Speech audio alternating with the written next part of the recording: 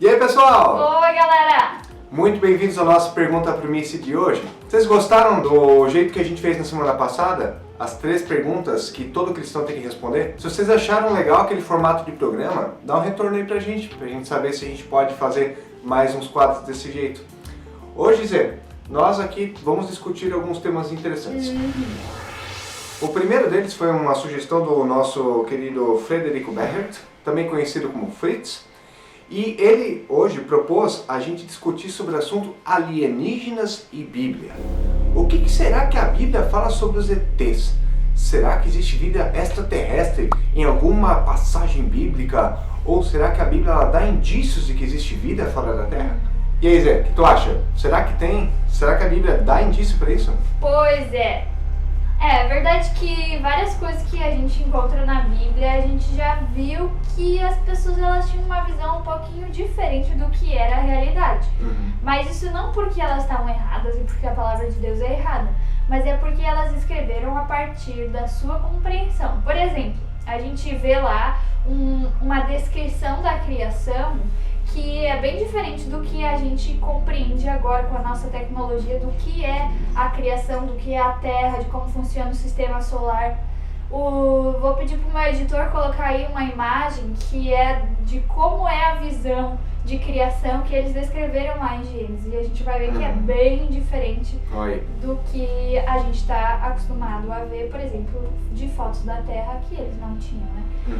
Então houve uma progressão do pensamento do homem a respeito da sua realidade do mundo com o passar dos anos. A visão que hoje nós no século XXI temos sobre o universo, o mundo, não é a mesma visão que se tinha há 2.000 anos atrás e nem há 3.000 anos atrás. Muitas coisas foram se modificando com o passar do tempo. Quando nós hoje estamos fazendo uma leitura da Bíblia, no século XXI, nós lemos a Bíblia com os óculos do século XXI. Nós hoje temos uma compreensão a respeito do universo e aí a gente pode acabar correndo o risco de ler a Bíblia pensando que o contexto das escrituras ele tem que se adaptar ao nosso século XXI. Quando a gente lê a Bíblia, a gente tem que usar alguns recursos. Os antropólogos, arqueólogos, eles são responsáveis para tentar reproduzir ou trazer hoje, atualizado no século XXI, quais eram os costumes da época onde que a Bíblia foi escrita. Então, quando a gente tem algumas passagens que falam, por exemplo, sobre alguns povos, sobre alguns costumes, a gente tem que levar em conta que já se passaram muitos anos de história e hoje a gente tem que pegar a Bíblia e ler ela a partir do contexto histórico dela. Não adianta a gente tentar tirar algo do contexto histórico, trazer para hoje e achar que isso vai se adaptar aos dias de hoje. Não é assim que funciona. É que nem você tentar entender uma história no contexto dela. Você tem que ir mais a fundo, você tem que se aprofundar a respeito do conteúdo. E eu dei uma olhada assim, em umas passagens bíblicas que as pessoas diziam, mas isso aí parece coisa de ET, né? Quando a pessoa diz ali que foi levada aos céus, porque na verdade foi abduzida. O Elias foi abduzido por uma nave, Jesus foi levado por uma nave espacial também quando ascendeu aos céus. Ou então tem pessoas que dizem, porque lá a tribo dos Nefilins era uma tribo de homens altos e esses homens altos, então eles eram alienígenas na verdade. Porque os anjos na verdade são extraterrestres, né? Porque eles não estão na Terra, então são extraterrestres. Mas gente, isso tudo é uma leitura do século XXI que a gente está fazendo da Bíblia. Quando a gente, por exemplo, vai entender o contexto histórico, é bem mais sem graça do que a gente imagina. Porque os Nefilins, por exemplo, eram uma tribo de gigantes. Aí as pessoas dizem, mas gigante, nossa, mas a Bíblia é cheia de coisas mitológicas, de gigante, que tinha uns 6 metros de altura. Sabe que gigante, na Bíblia, eram pessoas com mais de 1,80 m? Eu já estava na categoria de gigantes da tribo dos Nefilins, se fosse o caso, porque eu tenho 1,84 m. Aí você deve ter alguns amigos aí que devem ser um pouco mais altos. Aí na comunidade a gente tem o Vigan, né? Esse aí seria da tribo dos Nefilins, né? Dos gigantes. Então, adaptando o contexto histórico e entendendo o que acontecia, quem eram os Nefilins, é bem sem graça. É que nem quando a gente fala do Behemoth e do Leviatã, que na Bíblia, né, todo mundo pensa seres mitológicos e fantásticos. O Behemoth é a tradução que a gente hoje tem para hipopótamo e o Leviatã para o crocodilo. Então não tem tanta graça assim. Mas as pessoas elas tentam, né, pegar a Bíblia e ler para o contexto delas, levando em conta que agora estamos no século das descobertas espaciais e tudo mais. Enfim, o que a gente tem que cuidar para não fazer uma leitura forçada da Bíblia? E isso para qualquer coisa. Que nem para a questão mesmo do terraplanismo. Ah, porque a Bíblia é terraplanista. Isso é uma coisa que, olha, já foi conversada, desconversada e conversada de novo. E a Bíblia não está preocupada em defender terraplanismo, em defender esse tipo de coisa assim. A Bíblia, ela é a transmissão da palavra de Deus. Ela é a história do nosso mundo com Deus. Agora, se existe vida fora da Terra, se vão fazer viagens espaciais e vão achar alienígenas em outro lugar, alguma coisa assim, isso é uma outra história. O que eu posso dizer com certeza é, a Bíblia não oferece material para isso. Agora, imagina se por acaso a gente encontrasse ET. Será que isso faria alguma diferença? A verdade é que a gente já mudou de concepção sobre as coisas do mundo várias vezes, porque a tecnologia foi nos mostrando várias coisas. Por exemplo, se a gente achava que a Terra era o centro do universo e que todas as coisas estavam ali por causa da Terra e que o homem era o centro do mundo. E aí a gente descobriu o quê? Que a Terra é só um planeta que gira em torno do Sol e que o Sol é muito, muito, muito maior do que a Terra. É o Sol que fica girando em torno da Terra. Exatamente. Então, aí pareceu assim, nossa, olha, na verdade a gente não é tão importante assim, olha só, foi tipo, o que tá acontecendo, né? O ser humano não é tipo a obra-prima da criação. Mas aí, se a gente descobrisse ET, a gente ia ficar com o mesmo sentimento, né? Tipo, ai, será que na verdade a gente não é tão importante? Só que a verdade é que se a gente descobrisse ET, se isso fosse uma realidade, isso não ia fazer diferença nenhuma no nosso relacionamento com Deus. Assim como descobrir que a Terra girava em torno do Sol, não fez diferença no nosso relacionamento com Deus, não fez diferença daquilo que Jesus fez por nós e do quanto a gente ainda precisa disso e do quanto a gente foi criado para o relacionamento com Ele, para receber desse amor. Então, não ia fazer diferença nisso, então a gente não precisa se preocupar tanto com essa pergunta. Uhum. E também lembrando que como nós somos de imagem e semelhança de Deus, nós fomos criados com aspectos criativos tais quais também Deus tinha. Quando Ele criou o mundo a partir da sua imaginação, sua inventividade. Então a gente não pode também menosprezar o nosso potencial, porque algumas pessoas pensam, porque as pirâmides elas foram erguidas por alienígenas, porque um homem não seria capaz de fazer isso. Gente, a gente é capaz de fazer muita coisa. Estava comentando ontem com a Zé que tem aquele canal famoso do YouTube que mostra dois caras construindo mansões subterrâneas com 2 pedaços de pau. E eles fazem isso só a partir de inventividade e criatividade. O ser humano é capaz de muitas coisas. Então a gente não pode menosprezar esse nosso potencial e pensar que só porque é uma coisa surpreendente e fantástica, isso deve ter sido obra dos alienígenas. E a outra pergunta, o outro tema que a gente recebeu é da Neca, Eliane Hart, que perguntou sobre o que é a maçonaria e qual é o posicionamento da igreja com relação a ela. É que a gente agora está lidando com assuntos que são assuntos misteriosos, né? Os alienígenas, os maçons. Na verdade, os maçons eles são um pouquinho mais fáceis de entender. Se a gente vai entender um pouco a história da maçonaria, a gente vai olhar lá para o século XIV e ver que são conjuntos e fraternidades daqueles que são chamados de Masons, as pessoas que eram construtoras.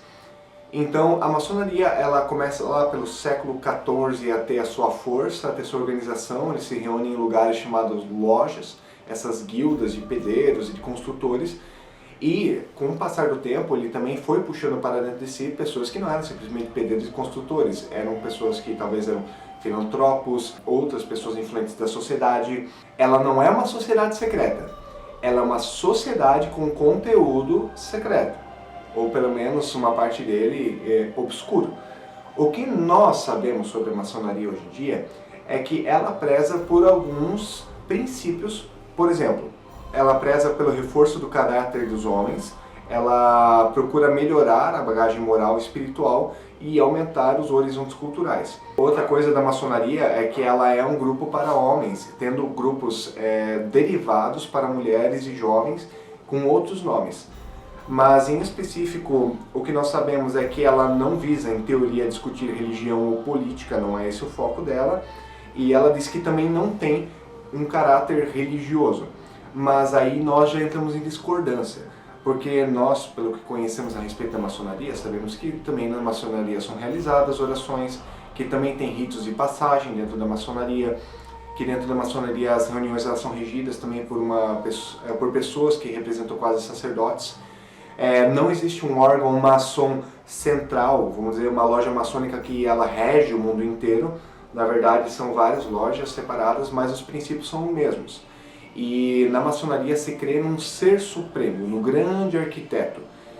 E ela é quase como, eu vou dizer assim, uma religião sincretista. Eu digo religião porque é uma maneira também de se religar com Deus, seja através do esforço próprio, seja através das boas obras, mas aí você está, tendo uma religação com o divino.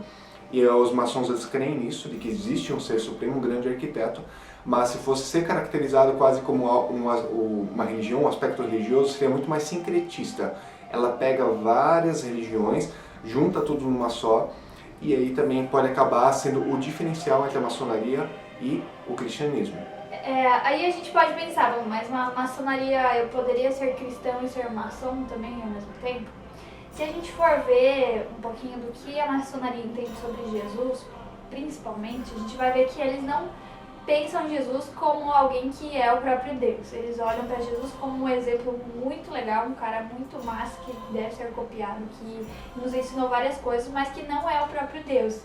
E aí a gente vai ver que Jesus ele é o grande divisor de águas. E falando também de outras religiões, não só sobre a maçonaria, sempre que alguém discorda que Jesus é o próprio Deus e de que ele se entregou e que ele é o único que pode ser nosso caminho para Deus, então a gente está falando de uma outra religião, a gente não está falando do cristianismo e daquilo que a Bíblia nos ensina. É por isso que, na verdade, a maçonaria ela vai contra o nosso posicionamento de fé. A gente entende que Jesus é aquele único Salvador.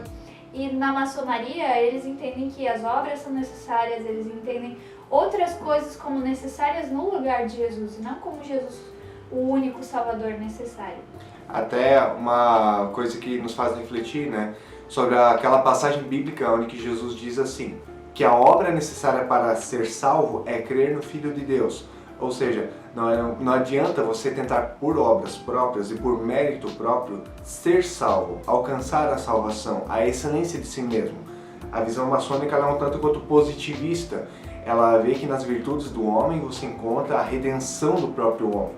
Mas na verdade, quando Jesus mesmo diz, a salvação e a redenção do homem estão em Deus, completa, seja do caráter, seja da moral, ou seja da sua própria espiritualidade. Quer dizer que você tem que crer no Filho de Deus, no próprio Cristo, para que você seja salvo e redimido.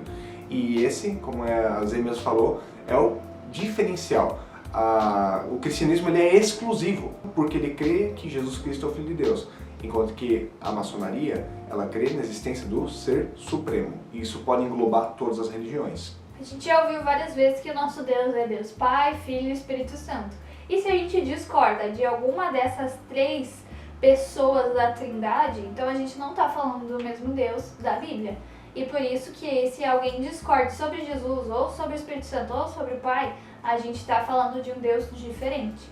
E é por isso que pessoas que são cristãs não deveriam se unir à maçonaria. Mesmo que o convite venha da maçonaria, mesmo que as coisas que eles fazem parecem ser muito legais, parecem ser coisas que contribuem para o bem da sociedade, ainda assim eles discordam na raiz de todas as coisas. E a gente não pode simplesmente ignorar que a gente entende coisas diferentes sobre Jesus, porque Jesus ele é o centro do Evangelho.